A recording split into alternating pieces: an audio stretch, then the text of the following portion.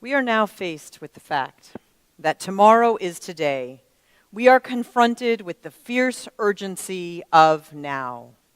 In this unfolding conundrum of life and history, there is such a thing as being too late. This is no time for apathy or complacency. This is a time for vigorous and positive action. Now, those words from the Reverend Dr. Martin Luther King Jr. seem to be talking to our time, don't they?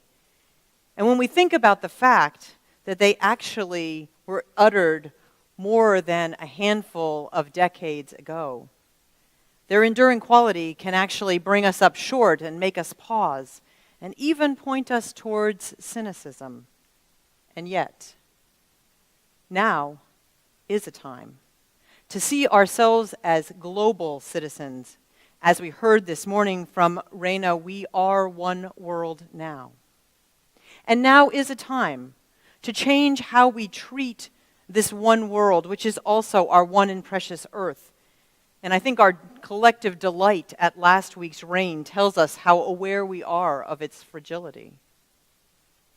And in so many ways, large and small, for all of us gathered here, this is a time of uncertainty and change. So perhaps now is a time to open a window, as our opening hymn instructed, because we have to find ways to talk across what divides us, to reach out beyond the safe and the known, because we are all truly neighbors now. This summer that just passed marked the 50th anniversary of the Freedom Summer in Mississippi. And among those who traveled to lend their support to the cause of Black Americans in the South those decades ago is Marshall Ganz, then a student. After that experience, somehow attending Harvard University, something he had worked long and hard to do, didn't seem as important anymore. So he dropped out for a while, not to return until years later to the place where he now has returned as a professor, in fact. But in those days, his younger years, he goes to work instead with an organizer unknown at that time, known as Cesar Chavez.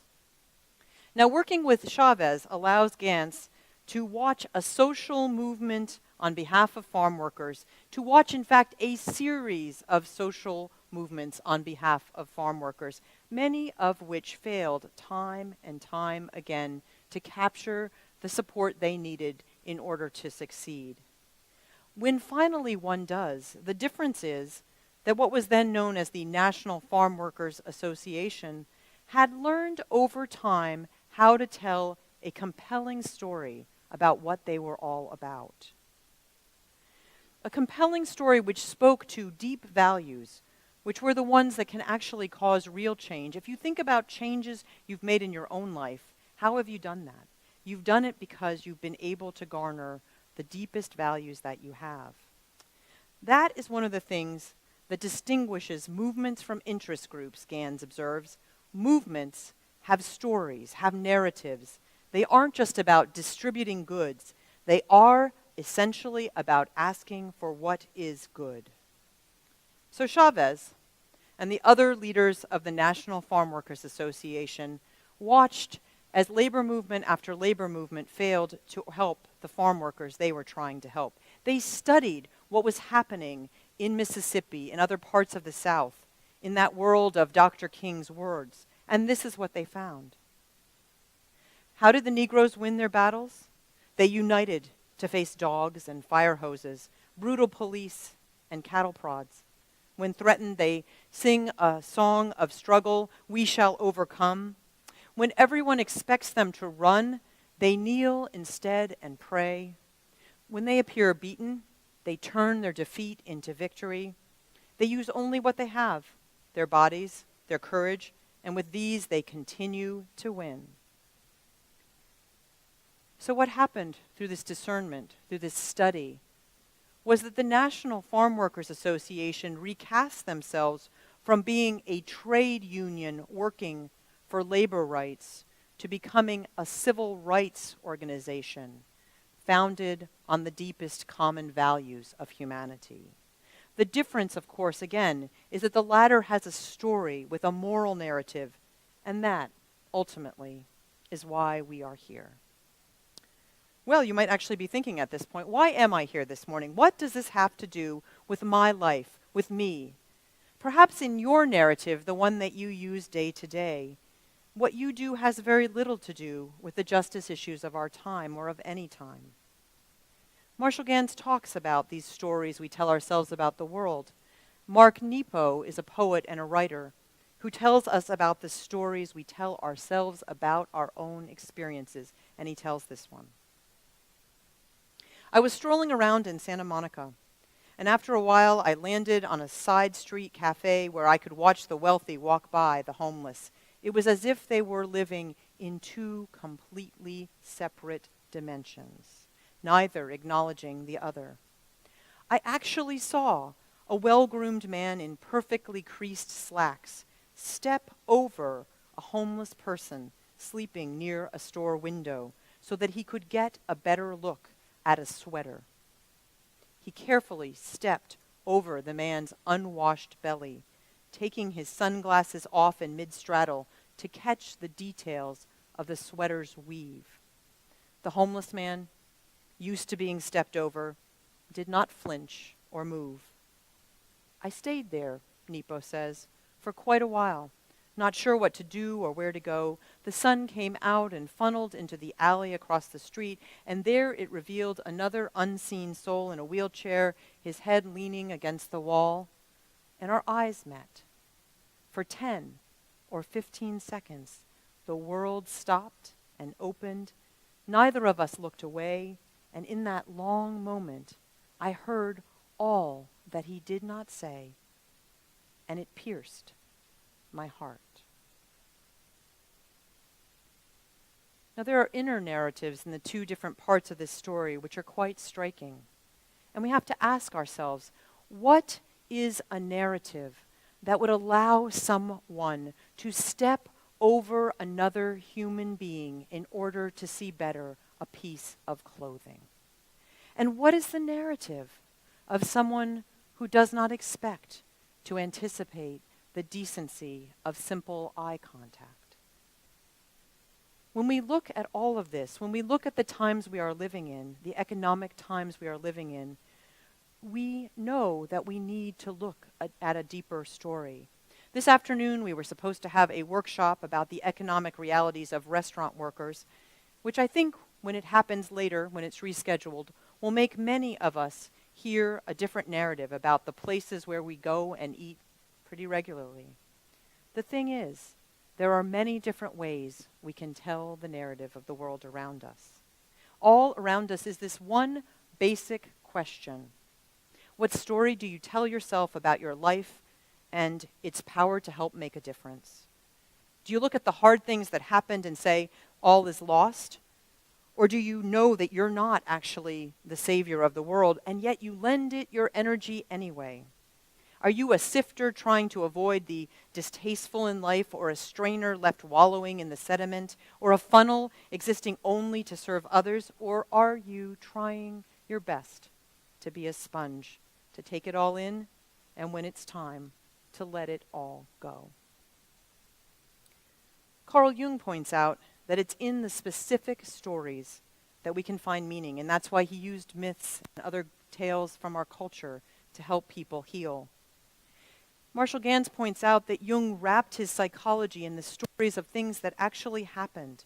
And if he could get somebody, he believed, into a story, if he could have someone wrestle with that story, then they could understand their lives with more wholeness than they could do before that.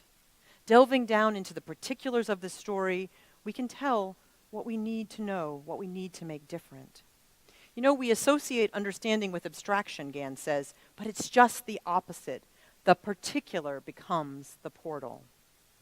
So here's a portal.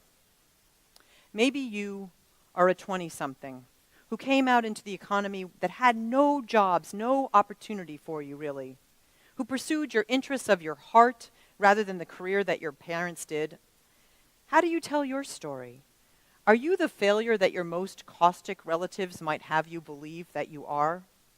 Or are you a person making their own way in a world very different today? Are you bound by the way another tells your story, which is often reduced to this single question? Why can't you get a real job? Or do you tell your own story? And here's a portal.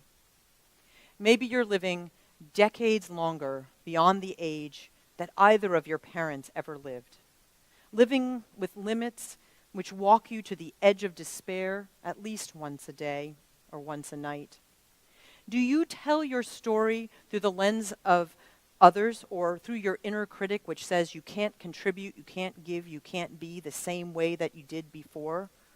Or do you tell your story through your acceptance and your joy at what you can do, at what you can be, at what you can still give? And here's the portal. 2 Fridays ago, a group of us from MDUUC stood with other people of faith on a street corner as part of the night walk against violence. And when the cars stopped for the light, we were asked to hand out flyers asking them to be part of the change, to take back the streets, and to end violence in the community. Cars in general agreed with what we were doing. We got many honks of approval with our signs that said, "End the violence, keep our streets safe and alive and free." And one woman in particular rolled down her window. She took the flyer from me. She read it. She gave me a thumbs up. And then she rolled down the window again. And she said, "We have to. We have to end the violence." Last week, last Friday night, they killed someone just a block away from here. That is a new narrative. Too often we are constrained by the narratives we tell. I am talking with Cristina Hernandez of Cisco, the Contra Costa Interfaith Supporting Community Organization, of which we are now a proud member, about how the killing of a black teen in Ferguson, Missouri this summer made people feel angry and powerless to act because it seemed so far from their life. People are talking about Ferguson all the time, says Christina. We have another Ferguson just ready to happen right here in Antioch. Maybe, if you're just tired and lost, all of this seems too much. We've all had those days. I know I've had them recently, the kind where the best narrative you can construct is to say that old line from the Mel Brooks movie, Young Frankenstein. It could be worse. It could be raining. And that's about the only narrative we can tell. Now, of course, here, when it's raining, it's good. So that's confusing as well. But I can stand before you with all certainty, and I can tell you from my own experience that our lives are going to give us some things that we did not ask for. There's no question about that. The question isn't if, it's when, and more importantly, how. How are we going to tell our story after those things happen? How are we going to meet it? Is it going to be a story of cynicism, of anger, of fear, or of hope? With a story that says that our only purpose is to bear these things, or to remember that we're part of a larger interdependent web whose fierce urgency is that we not turn away in the times when we most need to be engaged. If we're going to face change, Ganz says, we have to be okay with a little risk-taking, and that means uncertainty and the willingness to go up against the odds. Because the only way that dove can fly in is if we open the window. Dealing with fear, Ganz says, is the central moral question we have to deal with. How do I live with empathy instead of alienation? How do I live with a sense of my own value instead of a sense of my own deficiency? How do I live in a spirit of hope instead of a spirit of fear? The stories we tell ourselves, the stories we tell the world, matter. Being part of a larger story matters. What has saved my life more times than I can tell is remembering that whenever I'm accosted by the broken pieces, or mired in the sediment, or exhausted by trying to be a funnel over and over again and not a sponge, that I am reminded that I am part of something larger that came before me and will be there after me, something larger that is large and interdependent, which will always still allow me to reach out a hand and help someone who needs it, and take that hand of someone who offers me help when I need it as well. Marshall Ganz says this: when we have the courage to imagine that we can make a difference in the world, it is not an idle hope. Whether it's in our own lives, in the lives of this church, or in the collective life of the world we all love, our hope lies in trying to understand the larger patchwork of life, of our communities, of our causes, to see patterns in the largest sense and to ground them to our most important values.